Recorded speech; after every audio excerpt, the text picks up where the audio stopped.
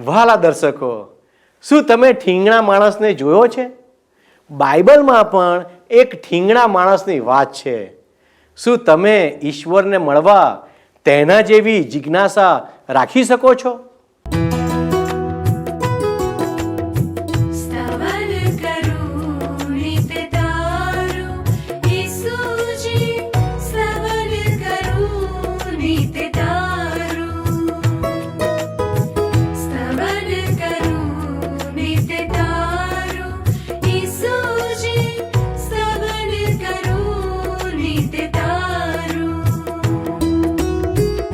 आज सवारे साद सुनी तऊ महिमा करूं प्रभु तारो,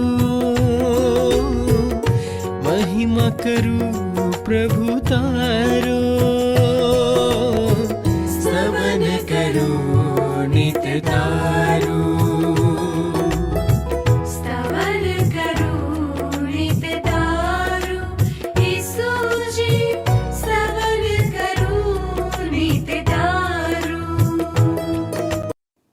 વહાલા દર્શક મિત્રો, એક ખ્રિસ્તી વ્યક્તિએ એકવાર નહીં પણ અનેક વાર ક્ષમા કરવા તૈયાર રહેવું જોઈએ.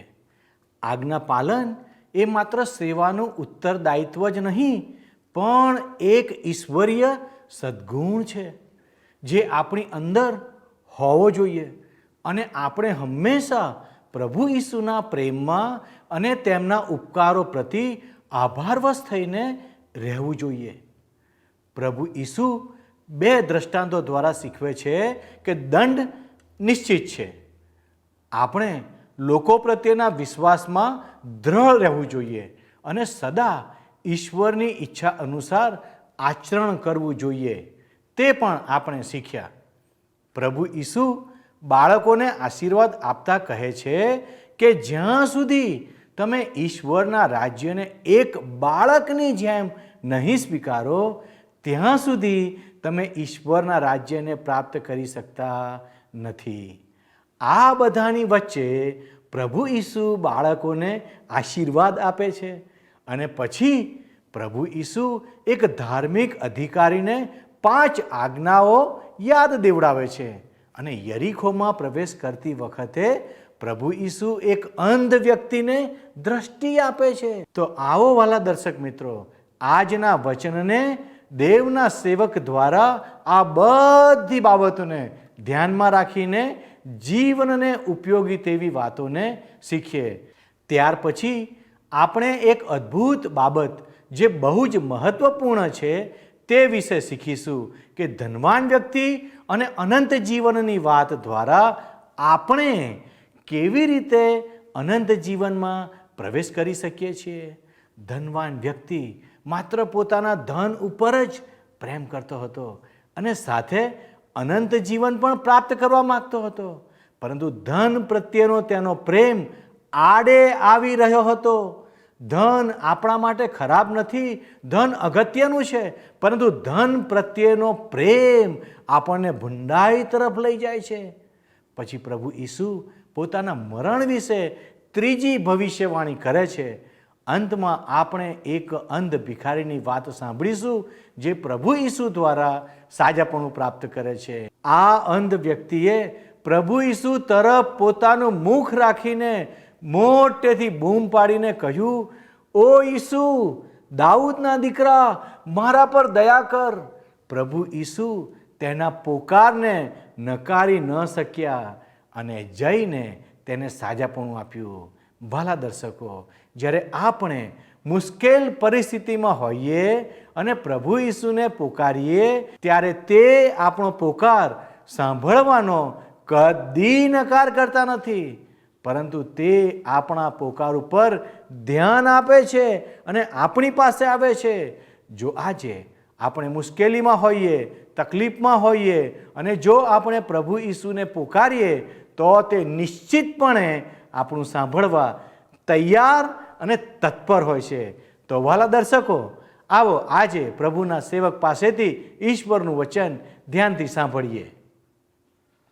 પ્રિય મિત્ર, ગત સ્તવન કાર્યક્રમમાં આપણે 14મી કલમ સુધી પહોંચ્યા હતા. આજે 15 થી 43 કલમો જોઈએ, એટલે કે લુક અનુસાર શુભ સંદેશનો 18મો અધ્યાય પૂરો કરીને પછી 19મા અધ્યાયની 1 થી 17 કલમ જોવાના છીએ. તમારી પાસે પ્રેમ સંદેશ નામનું પુસ્તક હોય તો કૃપા કરીને તમારી સમક્ષ ખુલ્લું રાખજો. 230 નંબરના પૃષ્ઠ ઉપર બાળકોને આશીષ એ શીર્ષક નીચે તમે જોશો તો લુક અનુસાર શુભ સંદેશના 18મા અધ્યાયની 15 થી 17 કલમોમાં લખવામાં આવ્યું છે કે કેટલાક લોકો બાળકોને યેસુની પાસે લાવ્યા જેથી તે તેમના પર હાથ મૂકીને તેમને આશીષ આપે. પણ શિષ્યોએ તે જોઈને લોકોને ધમકાવ્યા. પણ યેસુએ બાળકોને પોતાની પાસે બોલાવતા કહ્યું, બાળકોને મારી પાસે આવવા દો, એમને રોકશો નહીં, કારણ ઈશ્વરનું રાજ તેમના જેવાઓનું જ છે. હું તમને સાચે જ કહું છું કે જે કોઈ બાળકની માફક ઈશ્વરના રાજનો સ્વીકાર કરતો નથી તે તેમાં કદી જ પ્રવેશ કરશે નહીં. જુઓ, ઈસુ ખ્રિસ્તના શિષ્યો પણ બાળકોને ઈસુ ખ્રિસ્તની પાસે આવતા રોકે છે. આ લોકો એવું માનતા હતા કે બાળકો ઈશ્વરને માટે કદાચ ઓછા મહત્વના છે, પરંતુ પ્રભુ ઈસુ ખ્રિસ્ત શું કહે છે? બાળકો પણ પ્રભુને મન બહુ જ મહત્વના છે. જ્યારે આપણે એ નાના ભૂલકાઓની માફક પ્રભુની વાતો ઉપર વિશ્વાસ કરીએ છીએ ત્યારે આપણને ધન્ય છે. એ સિવાય તો મિત્ર આપણે ઈશ્વરના રાજ્યમાં પ્રવેશી શકીશું પણ નહીં. 18 અને 19 કલમ. શ્રીમંત યુવાન. એક યહૂદી આગેવાને ઈસુને પૂછ્યું કે ઉત્તમ ઉપદેશક, સાર્વકાલિક જીવન પ્રાપ્ત કરવા માટે મારે શું કરવું? ઈસુએ તેને કહ્યું, તું મને ઉત્તમ કેમ કહે છે? એકમાત્ર ઈશ્વર વિના કોઈ ઉત્તમ નથી. અનુકરણ અને અનુસરણ કોનું થાય? માત્ર ઈશ્વરનું જ. કારણ કે ઈશ્વર જ ઉત્તમ છે, ઈશ્વર જ સંપૂર્ણ છે અને ઈશ્વર જ અનુસરણને લાયક છે. એ શ્રીમંત યુવાને પ્રભુ ઈસુ ખ્રિસ્તના બીજા શિષ્યોની માફક પ્રભુ ઈસુ ખ્રિસ્તને તેના મુક્તિદાતા અને ઈશ્વર પુત્ર તરીકે સ્વીકારવાની જરૂર હતી. 20મી અને 21મી કલમ. તું આજ્ઞાઓ તો જાણે છે ને? વ્યભિચાર ન કર, ખૂન ન કર, ચોરી ન કર, જુઠ્ઠી સાક્ષી ન પૂર, તારા માતા પિતાને માન આપ. તેણે જવાબ આપ્યો, એ બધી આજ્ઞાઓ તો હું બાળપણથી જ પાળતો આવ્યો છું. એ સાંભળીને ઈસુએ તેને કહ્યું, તારે એક બાબત કરવાની જરૂર છે. તારી પાસે જે કંઈ છે તે બધું વેચી નાખ અને તેમાંથી ઉપજેલા પૈસા ગરીબોને આપી દે અને સ્વર્ગમાં તને સંપત્તિ મળશે. પછી આવીને મને અનુસર. પ્રભુ ઈસુ ખ્રિસ્તે આ જુવાન શ્રીમંત યુવાનને 10 આજ્ઞાઓમાંથી બીજા વિભાગમાં વહેંચી શકાય તેવી 5 આજ્ઞાઓ જણાવી. હવે આ આજ્ઞાઓમાં માણસનો માણસની સાથેનો સંબંધ વ્યવસ્થિત હોય એ વિશે જણાવવામાં આવ્યું છે. ઈશ્વરે મોશેને જે 10 આજ્ઞાઓ આપી હતી એમાં 2 વિભાગ છે. પહેલો વિભાગ ઈશ્વર અને માણસ સાથેનો સંબંધ અને બીજો વિભાગ માણસનો બીજા માણસ સાથેનો સંબંધ. હવે પ્રભુ ઈસુ ખ્રિસ્તે બીજા ભાગમાંથી આ શ્રીમંતને આજ્ઞાઓ પૂછી અને તેના જવાબમાં તેણે બહુ જ સામાન્ય રીતે કહ્યું કે એ બધું તો હું મારા બચપણથી જ પાળતો આવ્યો છું. હવે આ યુવાન માણસોની સાથેના નિયમોમાં સંબંધોમાં તો બરાબર હતો, પરંતુ ઈશ્વર સાથેના સંબંધમાં એ વ્યવસ્થિત નહોતો. અર્થાત ઈશ્વર સાથેનો એનો સંબંધ તૂટેલો હતો, કપાયેલો હતો. માનવી વ્યક્તિ ઈશ્વરની સાથેના તૂટેલા સંબંધમાં જીવે છે. કોઈ પણ વ્યક્તિ, કોઈ પણ માનવી આ એ બધું સારું કરતો હોય, જીવતો પણ હોય, અને એમ છતાં એ સત્ય ઈશ્વરથી દૂર છે. શ્રીમંત માણસને ઈશ્વરની પાસે જતા અને ઈશ્વરની સાથે સીધા સંબંધમાં આવતા અડચણકારક શું હતું? કોઈ બાબત અવરોધક હતી? કઈ બાબત અવરોધક હતી? એનું દ્રવ્ય, એની શ્રીમંતાઈ. આગળ 23 થી 30 કલમોમાં પ્રભુ ઈસુ ખ્રિસ્ત કહે છે કે એ સાંભળીને તે ઘણો ઉદાસ થઈ ગયો, કારણ કે તે ઘણો શ્રીમંત હતો. એ જોઈને ઈસુએ કહ્યું, ધનવાન લોકો માટે ઈશ્વરના રાજમાં પ્રવેશવું કેટલું કઠણ છે. શ્રીમંતને ઈશ્વરના રાજમાં પ્રવેશ કરવો એના કરતાં તો સોયના નાકામાં થઈને ઊંટને જવું સહેલું છે. તેમનું સાંભળીને લોકોએ પૂછ્યું, તો પછી ઉદ્ધાર કોણ પામી શકે? ઈસુએ જવાબ આપ્યો, માણસોને માટે જે અશક્ય છે તે ઈશ્વરને માટે શક્ય છે. પછી પિતરે કહ્યું કે જુઓ, અમે તો તમને અનુસરવાને અમારા ઘર કુટુંબનો પણ ત્યાગ કર્યો છે. ઈસુએ તેમને કહ્યું, હું તમને સાચે જ કહું છું, ઈશ્વરના રાજને માટે જે કોઈ ઘર, પત્ની, ભાઈઓ, માતા પિતા અથવા બાળકોનો ત્યાગ કરે છે તેને આ યુગમાં પુષ્કળ મળશે અને આવનાર યુગમાં સાર્વકાલિક જીવન મળશે. એ શ્રીમંત યુવાનનો ઈશ્વર નહીં, પણ દ્રવ્ય લોભ, સંપત્તિ, પૈસા એનો પરમેશ્વર બની બેઠા હતા. એ દ્રવ્યરૂપી દેવનું ભજન કરતો હતો, સત્ય ઈશ્વરનું નહીં. ઉત્તમ જીવંત ઈશ્વરને નહીં, પણ નાશવંત અને ચોરાઈ જાય, લૂંટાઈ જાય એવા દેવની એ આરાધના ભક્તિ કરતો હતો અને એવા દેવ ઉપર એ આધાર રાખતો હતો. ખુદ પ્રભુ ઈસુ ખ્રિસ્તની પાસે આવવા છતાં એ કાયમ માટે પ્રભુ ઈસુ ખ્રિસ્તના જીવનથી, પ્રભુ ઈસુ ખ્રિસ્તથી દૂર થઈ ગયો. એની સંપત્તિએ, એના નાણાંએ એને પ્રભુથી દૂર રાખ્યો. એણે સંપત્તિ ઉપર પ્રેમ કર્યો, પણ ઈશ્વરથી એ દૂર રહ્યો. ઈસુ ખ્રિસ્ત એને પોતાનો શિષ્ય બનાવી શક્યા હોત જો એ પ્રભુ ઈસુ ખ્રિસ્તની પાછળ પાછળ ચાલી નીકળ્યો હોત તો. 31 થી 34 કલમો જોઈએ. ઈસુના મરણની ત્રીજી આગાહી. ઈસુએ 12 શિષ્યોને એક બાજુએ લઈને કહ્યું કે સાંભળો, આપણે યરુશાલેમ જઈએ છીએ અને સંદેશવાહકોએ માનવ પુત્ર અંગે જે લખેલું છે તે બધું સાચું ઠરશે. તેને બિન યહૂદીઓના હાથમાં સોંપી દેવામાં આવશે અને તેઓ તેની મશ્કરી કરશે, તેનું અપમાન કરશે અને તેના પર થૂંકશે.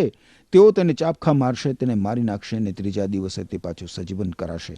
શિષ્યો એમાંનું કંઈ સમજ્યા નહીં. એ શબ્દનો અર્થ તેમનાથી છુપો રાખાયો હતો અને ઈસુ શાના વિશે બોલતા હતા તેની તેમને ખબર પડી નહીં. આ કલમો અનુસાર ઈશ્વર પુત્ર પ્રભુ ઈસુ ખ્રિસ્ત વારંવાર આ પૃથ્વી ઉપરના એમના આગમનના હેતુને સ્પષ્ટ કરે છે. સમગ્ર માનવજાતના ઉદ્ધાર માટે પ્રભુ ઈસુ ખ્રિસ્ત બલિદાન બનવા માટે આવ્યા હતા, જેથી માનવીના પાપોની માફી મળે અને અનંતકાળના વિનાશમાંથી એ બચી જઈને અનંતકાળના જીવનમાં ઈશ્વરની સાથે એ જીવન ગાળે.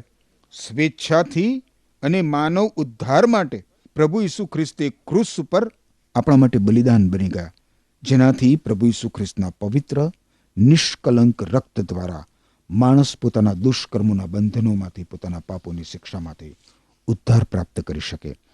35 થી 37 કલમોમાં ઈસુ યરીખો નજીક આવી રહ્યા હતા અને રસ્તા પર એક અંધળો ભીખ માગવા બેઠો હતો. નજીકમાં ટોળાને પસાર થતું સાંભળીને તેણે પૂછ્યું, આ બધું શું છે? તેઓ તેને કહ્યું, નાઝરેથના ઈસુ જઈ રહ્યા છે.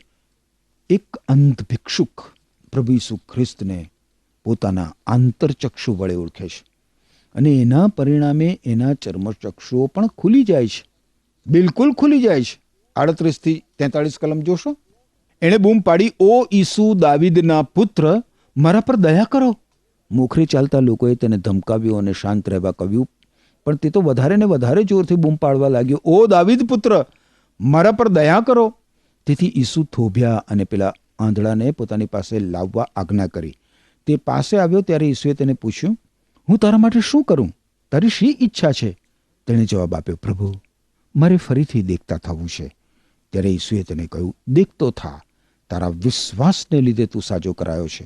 તે તરત જ દેખતો થયો અને ઈશ્વરનો આભાર માનતો ઈસુની પાછળ ગયો. જન સમુદાયે એ જોયું ત્યારે બધાએ ઈશ્વરની સ્તુતિ કરી. પ્રભુ ઈસુ ખ્રિસ્ત આ અંધ જનને દેખતો કરે છે. હવે એ જ્યારે દેખતો થયો ત્યારે એ પ્રભુ ઈસુ ખ્રિસ્તની પાછળ ચાલવા લાગ્યો. હવે એ પોતાની ખુલ્લી આંખો વડે શું જોવાનો છે? એ પ્રભુ ઈસુ ખ્રિસ્તને ક્રૂસ ઊંચકતા, લોહી લુહાણ અને ક્રૂસ ઉપર મૃત્યુ પામતા જોવાનો છે. પ્રભુ ઈસુ ખ્રિસ્તનું એ ક્રૂસ ઉપરનું મૃત્યુ તમારા માટે થયું છે મિત્ર, મારા માટે થયું છે મિત્ર, સમગ્ર માનવજાત માટે થયું છે.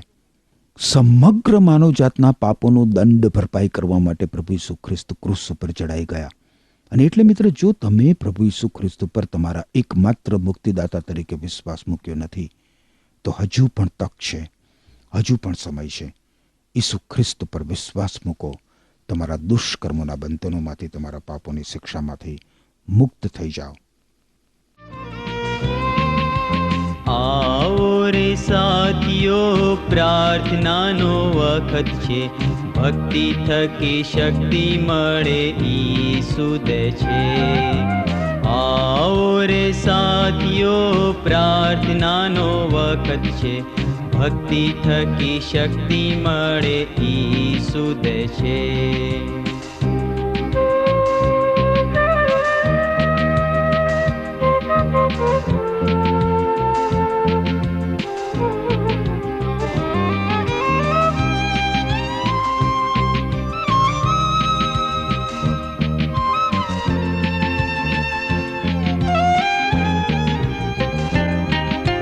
જીવનની નદીઓ ઈસુમાંથી વહે છે. જીવનની નદીઓ ઈસુમાંથી વહે છે. તેનું પાણી પીએ તેની તરસ મટે છે. આવો રે સાથીઓ, પ્રાર્થનાનો વખત છે. ભક્તિ થકી શક્તિ મળે ઈસુ દે છે.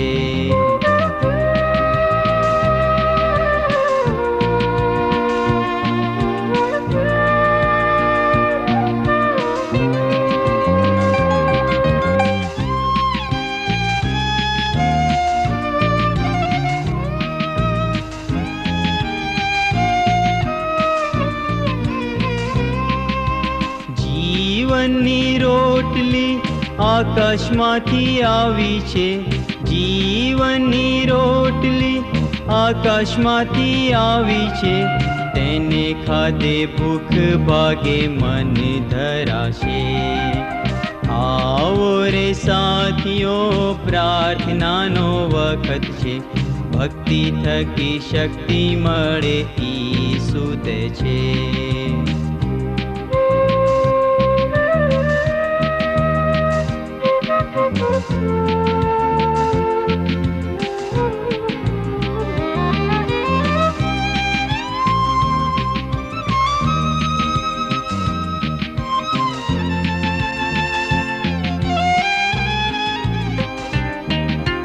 ઈશ્વરને સ્તાવો, મને મળી મુક્તિ. ઈશ્વરને સ્તાવો, મને મળી મુક્તિ. મારા ખ્રિસ્તે તેના રક્તે તાર્યો પાપથી. આવો રે સાથીઓ, પ્રાર્થનાનો વખત છે, ભક્તિ થકી શક્તિ મળે ઈસુ દે. ખેર મિત્ર, આપણે હવે ઝાંખીને ત્યાં ઈસુ એ શીર્ષક નીચે શરૂ થતો લુક અનુસાર શુભ સંદેશના 19મા અધ્યાયની પહેલી કલમ જોઈશું. ઈસુ યરીખો ગયા અને શહેરમાં થઈને પસાર થતા હતા. હવે આ અગાઉ પણ પ્રભુ ઈસુ ખ્રિસ્ત એ સમરૂન પ્રાંતમાં ગયા હતા. યરીખોમાં થઈને હવે પ્રભુ ઈસુ ખ્રિસ્ત પસાર થાય છે, કારણ કે ત્યાં એક પાપી માણસ છે. એને પ્રભુ ઈસુ ખ્રિસ્ત મળવા માંગે છે. પ્રભુ ઈસુ ખ્રિસ્ત એનો ઉદ્ધાર કરવા માંગે છે. હવે યરીખોમાં તો 2-3 પાપીઓ છે અને પ્રભુ એમને મળવા જાય છે. બીજી અને ત્રીજી કલમ જુઓ. ત્યાં ઝાંખી નામે મુખ્ય કર ઉઘરાવનાર હતો. તે શ્રીમંત હતો. ઈસુ કોણ છે તે જોવા તે પ્રયત્ન કરતો હતો, પણ તે ઠીંગણો હોવાથી ટોળાની ભીડને કારણે ઈસુને જોઈ શક્યો નહીં. આ કલમોમાં ઝાંખી વિશે 3 બાબતો જોઈ શકીએ છીએ. બાઇબલમાં કોઈ પણ વ્યક્તિ વિશે જેટલું જણાવવાનું મહત્વ છે એટલું બાઇબલમાં જણાવવામાં આવ્યું છે. સૌથી પ્રથમ બાબત તો એ છે કે આપણને આ વ્યક્તિનું નામ જણાવવામાં આવ્યું છે. એનું નામ ઝાંખી છે. એ પછી ઝાંખી એટલે એનો અર્થ શું થાય? ઝાંખી એટલે શુદ્ધ અથવા તો ચોખ્ખો. મને થયું કે આ કર ઉઘરાવનારો શુદ્ધ હતો. શ્રીમાન શુદ્ધજી? અશક્ય. આ કર ઉઘરાવનાર રોમન સરકારને ભરવો જોઈએ એના કરતાં વધારે કર લોકો પાસેથી ભ્રષ્ટાચાર કરીને લાંચ લઈને ઉઘરાવતો હતો, અને એમ એ શ્રીમંત બની ગયો હતો. ભ્રષ્ટાચારમાં ગળા ડૂબ. ધર્મ તો એણે પોતાનો વેચી ખાધો હતો. એવા ઝાંખીને પ્રભુ ઈસુ ખ્રિસ્ત મળવા માંગે છે. ચોથી કલમ જુઓ. તેથી તે ટોળાની આગળ દોડ્યો અને એક ગુલ્લર વૃક્ષ ઉપર ચડી ગયો, કારણ કે ઈસુ તે રસ્તે થઈને જવાના હતા. ઝાંખી પ્રભુ ઈસુ ખ્રિસ્તને જોવા માટે ગુલ્લરના ઝાડ ઉપર ચડી જાય છે. એ ઊંચા ઝાડ ઉપર ચડતા એને મુશ્કેલી તો પડી હશે, પણ એણે મહેનત કરીને પણ એ ઝાડ ઉપર એક જગ્યા બનાવી લીધી જ્યાંથી એ પ્રભુ ઈસુ ખ્રિસ્તને જોઈ શકે. પણ એને એ હકીકતની ખબર નહોતી કે ઈસુ ખ્રિસ્ત જાતે એને જાણતા હતા અને એ ઝાડ ઉપર બેઠો છે એ પણ પ્રભુ ઈસુ ખ્રિસ્ત જાણતા હતા. આ માણસને મેળવવા માટે પ્રભુ ઈસુ ખ્રિસ્ત યરીખો શહેર થઈને પસાર થયા. 5મી કલમ. ઈસુ એ જગ્યાએ આવ્યા એટલે તેમણે ઊંચે જોઈને ઝાંખીને કહ્યું કે ઝાંખી, જલ્દીથી નીચે ઉતર, કારણ આજે હું તારા ઘેર જ રહીશ. જ્યારે પ્રભુ ઈસુ ખ્રિસ્તે ગુલ્લર ઝાડની ઉપર જોયું ત્યારે એમણે હાસ્ય સાથે ઝાંખીને કહ્યું હશે કે, અરે ઝાંખી, ચાલ જલ્દી નીચે ઉતરી આવ. તે બહુ જ મહેનત કરી છે, ખરું ને, મને જોવા માટે? કેટલો બધો તું ઉત્સુક હતો. અરે આજે તો હું તારા ઘેર રહેવાનો છું, નીચે ઉતરી આવ. આજે હું તારા ઘેર રહેવાનો છું. પ્રિય મિત્ર, પ્રભુ ઈસુ ખ્રિસ્ત આપણા હૃદયરૂપી ઘરમાં રહેવા માંગે છે. એટલા માટે જ પ્રભુ ઈસુ ખ્રિસ્ત આ પૃથ્વી ઉપર આવ્યા હતા. યરીખો શહેરના મેયરને ઘેર પ્રભુ ઈસુ ખ્રિસ્ત વાસો કરતા નથી. કોઈ ફરોશીના ઘેર પ્રભુ ઈસુ ખ્રિસ્ત ઉતારો કરતા નથી. આગળ પડતા અન્ય કોઈ માણસને ત્યાં પ્રભુ ઈસુ ખ્રિસ્ત ઉતારો કરતા નથી. પણ એ તો સમાજમાંથી બહિષ્કૃત થયેલા એક કર ઉઘરાવનારના ઘેર જાય છે. 6ઠ્ઠી અને 7મી કલમ. તેથી ઝાંખી જલ્દીથી ઉતરી પડ્યો અને બહુ આનંદથી તેમનું સ્વાગત કર્યું. એ જોઈને બધા લોકો બબડવા લાગ્યા કે આ માણસ એક પાપીને ઘેર મહેમાન તરીકે રહે છે. ઝાંખી હવે બહુ જ ખુશ થઈ જાય છે. એના માટે તો એક આનંદનો પ્રસંગ બની ગયો, પરંતુ બીજા લોકો માટે એ કચકચનો વિષય બની ગયો. કચકચ કરનારા કોણ હતા? એ તો એ જ પેલા નિંદા કરનારા લોકો હતા જે વારંવાર પ્રભુ ઈસુ ખ્રિસ્તની ભૂલો શોધી કાઢવા, વાંક શોધી કાઢવા માટે તલખી રહ્યા હતા. એ ધર્મ ધુરંધરો, ધાર્મિક ફરોશીઓ અને શાસ્ત્રીઓ નિંદા કરતા એ પ્રભુ ઈસુ ખ્રિસ્તની નિંદા કરતા એ કહે છે કે એક પાપીને ત્યાં ઈસુ ખ્રિસ્ત મહેમાન તરીકે જાય છે. ઈસુ ખ્રિસ્ત એક એવા માણસને ત્યાં ગયા જેને સમાજે બહિષ્કૃત કર્યો હતો. લોકો ઈસુ ખ્રિસ્તની નિંદા કરી રહ્યા છે, પરંતુ એ ઘરની અંદર આજે ઈશ્વર પુત્ર પ્રભુ ઈસુ ખ્રિસ્ત એક જીવનને બદલવાનું, એટલે કે એક પાપીને પાપોની ક્ષમા આપવાનું, નવી દિશા આપવાનું અને નવી સમજણ આપવાનું કાર્ય કરી રહ્યા છે. 8મી કલમ. ઝાકીએ ઊભા થઈને પ્રભુને કહ્યું કે પ્રભુ, મારી અડધી સંપત્તિ હું ગરીબોને આપી દઈશ, અને જો મેં કોઈને છેતર્યો હોય તો હું તેને 4 ગણું પાછું ભરી આપીશ. આ માણસને શું થયું છે જરા વિચાર કરો. એ કબૂલ કરે છે કે એણે લોકોને લૂંટ્યા છે. એ હવે 4 ગણું પાછું ભરી આપવા માટે તૈયાર થયો છે. ઝાકી હવે નવો માણસ બની ગયો છે. ઈસુ ખ્રિસ્તે એના હૃદયનું પરિવર્તન કર્યું છે. આ છે પશ્ચાતાપ મિત્ર. આ છે પાપોની કબૂલાત. પ્રભુ, જેનું મેં ખોટી રીતે પડાવી લીધું છે તેનું હું 4 ગણું પાછું વાળી આપીશ. આ માત્ર પસ્તાવાના શબ્દો જ નથી મિત્ર, પણ પસ્તાવાને વ્યવહારમાં મૂકતા કૃત્યો પણ છે. એ માત્ર શબ્દોથી પાપોનો પશ્ચાતાપ કરતો નથી ઝાકી, પણ એની સાથે સાથે જે અયોગ્ય છે, જે એનું નથી, એ 100 ગણું પાછું ભરપાઈ કરી આપે છે. 9મી કલમ. ઈસુએ તેને કહ્યું, આજે આ ઘેર ઉદ્ધાર આવ્યો છે. આ માણસ પણ અબ્રાહામનો વંશજ છે. ઝાકીએ પ્રભુ ઈસુ ખ્રિસ્ત સમક્ષ પાપ કબૂલ કરીને પશ્ચાતાપ કર્યો અને એ નવસર્જન બની ગયો, નવી વ્યક્તિ બની ગયો. 10મી કલમ. કારણ માનવ પુત્ર પ્રભુ ઈસુ ખ્રિસ્ત ખોવાયેલું શોધવા તથા બચાવવા આવ્યો છે. કૃપા કરીને ધ્યાનથી સાંભળો મિત્ર. આ ઝાંખી બારણા પાસે બહાર આવીને એમ નથી કહેતો કે પ્રભુ ઈસુ ખ્રિસ્તે મારા માટે કંઈક કર્યું છે અને હું તમને જણાવવા માંગુ છું. ના, ઝાંખી તો કહે છે કે પ્રભુ, મારી અડધી સંપત્તિ હું ગરીબોને આપી દઈશ, અને જો મેં કોઈને છેતર્યો હોય તો હું તેને 100 ગણું પાછું ભરી આપીશ. આ બાબત સૂચવે છે મિત્ર કે એનું બદલાણ થયું છે, એના હૃદયનું પરિવર્તન થયું છે, એના જીવનનું બદલાણ થયું છે. આજે પણ મિત્ર પ્રભુ ઈસુ ખ્રિસ્ત તમારા હૃદયમાં પ્રવેશવા માગે છે. ઈસુ ખ્રિસ્ત તમારી સાથે જમવા માગે છે. ઈસુ ખ્રિસ્તને તમારા હૃદયમાં આમંત્રણ આપો. બાઇબલમાં સંદર્શનના પુસ્તકના 3 અધ્યાયની 20મી કલમમાં જણાવવામાં આવ્યું છે, પ્રભુ ઈસુ ખ્રિસ્ત કહે છે કે હું બારણા આગળ, હૃદયના બારણા આગળ ઊભો છું, તમારા હૃદયના બારણા આગળ ઊભો છું અને તે ખટખટાવું છું. જો કોઈ મારો અવાજ સાંભળીને બારણું ખોલશે તો હું તેના ઘરમાં આવીશ અને તેની સાથે જમીશ અને તે મારી સાથે જમશે. 11મી કલમ. સોનાના સિક્કાનું ઉદાહરણ. લોકો એ બધું સાંભળતા હતા ત્યારે ઈસુએ જતા જતા તેમને એક ઉદાહરણ કહેવાનું શરૂ કર્યું, કારણ તેઓ યરૂશાલેમની નજીક આવી પહોંચ્યા હતા અને લોકોએ ધાર્યું કે ઈશ્વરનું રાજ પ્રગટ થવાની તૈયારીમાં છે. ઈસુ ખ્રિસ્ત હવે યરૂશાલેમની નજીક આવી પહોંચ્યા છે. પ્રભુ ઈસુ ખ્રિસ્તની પાછળ પાછળ ચાલનારા મોટાભાગના લોકો અને પ્રભુ ઈસુ ખ્રિસ્તના શિષ્યો પણ એવું માનતા હતા કે પ્રભુ ઈસુ ખ્રિસ્ત આ પૃથ્વી ઉપર પોતાનું રાજ્ય સ્થાપી દેશે. પરંતુ ઈસુ ખ્રિસ્ત તો યરૂશાલેમમાં મૃત્યુ પામવા માટે જઈ રહ્યા હતા. 12મી કલમ. તેથી ઈસુએ કહ્યું, એક અમીર માણસ રાજા થવા માટે દૂર દેશમાં ગયો, જેથી ઈસુ ખ્રિસ્ત જે સ્પષ્ટતા કરવા માંગે છે એ લોકો સમજી શકે. ઈસુ ખ્રિસ્ત ઈશ્વર પિતા પાસેથી રાજ્ય મેળવવાના છે, આપણી પાસેથી નહીં. ઈસુ ખ્રિસ્તનું પ્રથમ આગમન મિત્ર ઉદ્ધારક તરીકેનું હતું, મનુષ્યના અજોડ ઉદ્ધારક તરીકે, પણ એમનું બીજું આગમન એ તો રાજા તરીકેનું આગમન છે. 13મી અને 14મી કલમમાં શું કહે છે? તે ગયો તે પહેલાં તેણે પોતાના 10 નોકરોને બોલાવ્યા અને તેમને દરેકને 1 સોના મોર આપીને કહ્યું કે હું આવું ત્યાં સુધી આનાથી વેપાર કરજો. હવે તેના પ્રદેશના માણસો તેને ધિક્કારતા હતા અને તેથી તેમણે તેની પાછળ પ્રતિનિધિ મંડળ મોકલીને કહેવડાવ્યું, આ માણસ અમારો રાજા બને એવું અમે ઈચ્છતા નથી. આજની દુનિયાનું આ વલણ છે, આજની દુનિયાનો આ સંદેશો છે પ્રભુ ઈસુ ખ્રિસ્ત માટે. અમારે કંઈ પ્રભુ ઈસુ ખ્રિસ્તની જરૂર નથી, અમને પ્રભુ ઈસુ ખ્રિસ્ત માન્ય નથી. લોકોએ ઈશ્વર અને પ્રભુ ઈસુ ખ્રિસ્ત સામે બળવો પોકાર્યો છે.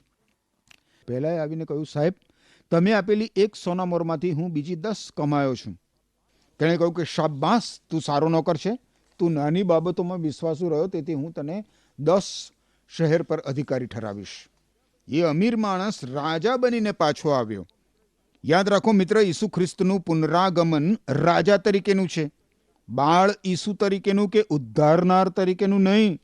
ઈસુ ખ્રિસ્ત રાજા બનીને આ પૃથ્વી ઉપર પાછા આવી રહ્યા છે. પ્રભુ ઈસુ ખ્રિસ્તે પ્રત્યેક વ્યક્તિને પસંદગીની તક પૂરી પાડી છે. વ્યક્તિ દીઠ એ જવાબદારી અંગત રીતે આપણી છે મિત્ર. કોઈ જ બાનું કાઢી શકશે નહીં, કોઈ બે જવાબદાર રહી શકશે નહીં કે હું જાણતો નહોતો, હું જાણતી નથી, એવું કોઈ નહીં કહી શકે. તમે તમારા જીવનના વહીવટકર્તા અને કારભારી છો. તમને મળેલા જીવનને મિત્ર તમે કેવી રીતે પસાર કર્યું છે એનો જવાબ તો તમારે પ્રભુ ઈસુ ખ્રિસ્તને આપવો જ પડશે. ઈશ્વરે તમને તમારી વફાદારી પ્રમાણે, તમારી પ્રમાણિકતા પ્રમાણે જવાબદારી સોંપી છે અને ઈશ્વર પાછા આવી રહ્યા છે ત્યારે ઈશ્વર તમારી પાસેથી હિસાબ માગશે. માણસને મળેલું જીવન એ તો ઈશ્વરની અણમોલ ભેટ છે મિત્ર. આપણે બેકાળજીભર્યું, નિષ્કાળજીભર્યું જીવન જીવીને જીવનરૂપી મૂલ્યવાન ધનને કેવી રીતે વેડફી શકીએ? ઈસુ ખ્રિસ્ત ઈશ્વર છે અને ઈસુ ખ્રિસ્ત ઉદ્ધાર કરતા છે. ઈસુ ખ્રિસ્ત પર વિશ્વાસ કરવાથી આપણે ઈશ્વરની ઈચ્છા અને ઈશ્વરની યોજનાને હકારાત્મક પ્રતિભાવ આપી શકીએ છીએ. યાદ રાખો મિત્ર, ઈસુ ખ્રિસ્ત આ પૃથ્વી ઉપર રાજા તરીકે આવી રહ્યા છે અને ઈસુ ખ્રિસ્ત આવે તે પહેલા, અથવા તો આ પૃથ્વી ઉપરનું આપણું જીવન આપણે પૂરું કરી દઈએ એ પહેલા આપણે નિર્ણય કરી લેવાની જરૂર છે. કારણ કે ઈસુ ખ્રિસ્તને શરણે આવવાથી જે જીવન માટે આપણે અભિલાષાઓ રાખીએ છીએ, ઈચ્છાઓ રાખીએ છીએ, આશાઓ રાખીએ છીએ, એ ભરપૂર રીતે અનંતકાળ માટે પ્રભુ ઈસુ ખ્રિસ્તમાં આપણને મળે એમ છે. અને એટલે જ મિત્ર, મારી તમને નમ્ર વિનંતી છે કે જો હજી સુધી તમે ઈસુ ખ્રિસ્તને શરણે આવ્યા નથી તો આજે જ ઈસુ ખ્રિસ્ત પર વિશ્વાસ કરીને ઈસુ ખ્રિસ્તને શરણે આવો. એમ કરવા માટે ઈશ્વર તમારી સહાય કરો. આમેન. વહાલા દર્શક મિત્રો, આપણે ઈશ્વરના નામને ધન્યવાદ આપીએ કે આજે આપણે તેમની યોજનામાં સામેલ છીએ. માટે જ આપણે આ કાર્યક્રમનો હિસ્સો બન્યા છીએ, જેથી આપણે ઈશ્વરના જીવંત વચનોનો મર્મ સમજી શકીએ. હું માનું છું કે આજનું પ્રસારણ તમને ગમ્યું હશે. આપને મારી વિનંતી છે કે અમને એક મિસ કોલ ચોક્કસ જરૂરથી કરજો. આજે આપણે ઝાંખીના જીવન વિશે અભ્યાસ કર્યો. ઝાંખી ઈસુ ખ્રિસ્તને જોવા માટે ગુલ્લર ઝાડ પર ચડી જાય છે. તે પોતે ઈસુને જોવા માટે આતુર હતો. તે ઈસુ માટે પોતાનું હૃદય ખોલે છે અને ઈસુ તેને નીચે ઉતરી આવવા જણાવીને તેને ઘેર જવાની ઈચ્છા વ્યક્ત કરે છે. શું તમે તમારા જીવનમાં ઈસુને આમંત્રણ આપવા માગો છો? પ્રભુ ઈસુ તમને સ્વીકારવા તૈયાર છે. જેમ ઝાંખીએ પસ્તાવો કર્યો તેમ શું તમે પસ્તાવો કરવા તૈયાર છો? ઝાંખી પસ્તાવો કરીને એક નવું સર્જન બની ગયો. આજે પ્રભુ ઈસુ ખ્રિસ્ત તમારી પણ રાહ જોઈ રહ્યા છે. નિર્ણય તમારે કરવાનો છે. પ્રભુ ઈસુ ખ્રિસ્ત એક રાજા તરીકે પાછા આવવાના છે. પ્રભુ ઈસુએ આપણને પસંદગીની તક પૂરી પાડી છે. વહાલા દર્શક મિત્રો, આપણી પસંદગી આપણો અંતિમ સમય કેવો હશે તે નક્કી કરશે. હવે પસંદગી તમારે કરવાની છે. ઈશ્વર તમને યોગ્ય પસંદગી કરવા સહાય કરો. અને હા, જો આ કાર્યક્રમ આપને ગમ્યો છે તો અમને અચૂક મિસ કોલ કરશો. ઈશ્વર આપને આશીષ આપો. આમેન. શું તમને આ કાર્યક્રમ ગમ્યો? અત્યારે જ અમને મિસ કોલ કરો.